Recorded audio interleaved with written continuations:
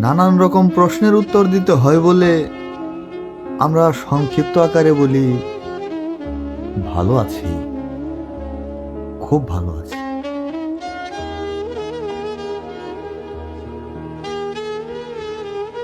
প্রেমে পড়েছ আবার সম্মানও চাও, ভালোবেসেছ আবার মর্যাদাও চাও। তুমিও বড় নাদান গালি, বিষ খেয়েছো তুমি আবার বাঁচতেও চাও।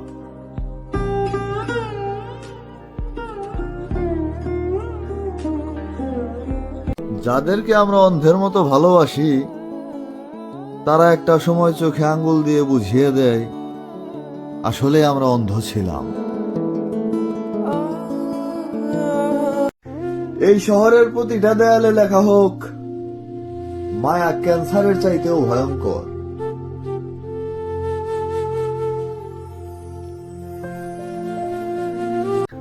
লজ্জায় আমি ওই সব মানুষের সামনে যাইতে পারি না যে সব মানুষের সামনে বড় মুখ নিয়ে বলতাম তুমি আমারে কোনোদিন ঠকাবা না।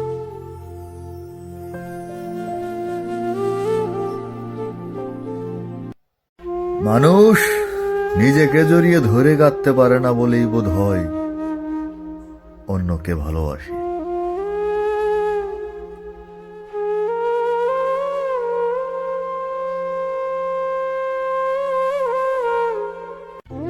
পৃথিবীর সবচাইতে জঘন্য শাসক বোধ হয় আমি নিজে, যে কিনা নিজের উপর কোনোদিন সুবিচার করতে পারে। অর্থের অভাবে পুরুষ তার পরিচয় হারায়, সম্মান হারায়, আবার কখনো কখনো প্রিয় মানুষদেরকেও হারায়। অর্থ খুবই দামি জিনিস বটে। অযত্নে যে বড় হইল যত্নের অভাবে সে কখনো মরে না, আমিও মরি না।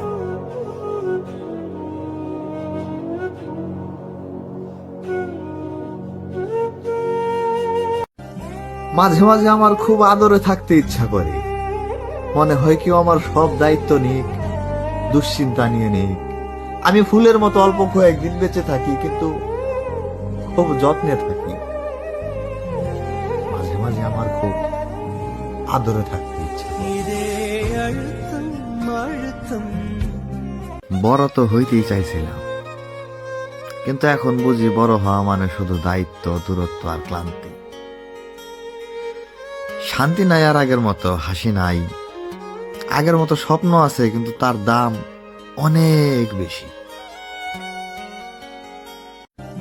মাঝে মাঝে আমার খুব আদরে থাকতে ইচ্ছা করে, মনে হয় কেউ আমার সব দায়িত্ব নিক, দুশ্চিন্তা নিয়ে নিক, আমি ফুলের মতো অল্প কয়েকদিন বেঁচে থাকি কিন্তু খুব যত্নে থাকি।